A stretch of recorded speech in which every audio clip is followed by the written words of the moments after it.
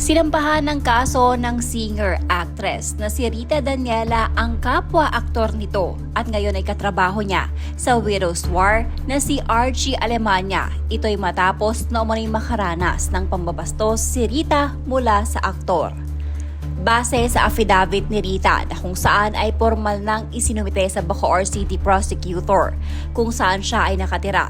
Nakasaad dito ay nangyari umano ang pambabastos ni Archie Alemania noong September 9, Thanksgiving party noon ni Bea Alonzo na kung saan ginanap sa bahay ng aktres sa Quezon City. Alas 12 na umano ng hating gabi na makarating si Rita sa bahay ni Bea Alonzo dahil sa galing pa umano ito sa taping ng All Out Sundays. At wala pa din umano sanang planong magpunta si Rita sa nasabing party dahil nasa ospital noon ang kanyang ina. Ngunit nahiya daw siya kay Bea Alonzo kaya nagtungo na lamang ito kahit late na. Noong dumating umano si Rita ay may impluwensya na ng alak si Archie. Sinabihan umano ni Archie si Rita na wag umanong lumapit ang aktres sa kanya dahil si Rita noong gabing iyon.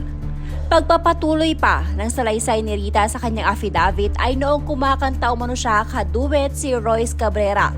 Sumigaw daw kay Royce ng Brad, tira mo na yan, si Archie Alemania.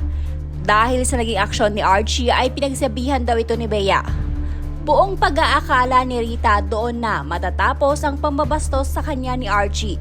Ngunit nang pumayag umano ang aktres na ihatid siya ni Archie dahil sa buong pag-aakala niya bumalik na sa katinuan si Archie bilang tinuturing niyang kuya, ay mas lalong malala pala ang gagawin sa kanya ni Archie. Dito umano ay hinawakan ni Archie ang ilang parte ng katawan ng aktres at hindi pa nakontento. Pinilit pa umano ni Archie na halikan si Rita Daniela at sinabi nitong pa-booking naman, sige na.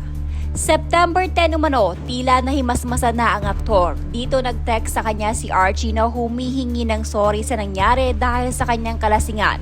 Sa binigay na affidavit ni Rita, nakalagay dito ang missed call sa text ni Archie sa kanya na kung saan nang hihingi ng sorry. Nakipag-usap na din si Rita sa management ng GMA na tanggalin sa widow's war ang aktor dahil sa hindi magandang karanasan nito kay Archie Alemania.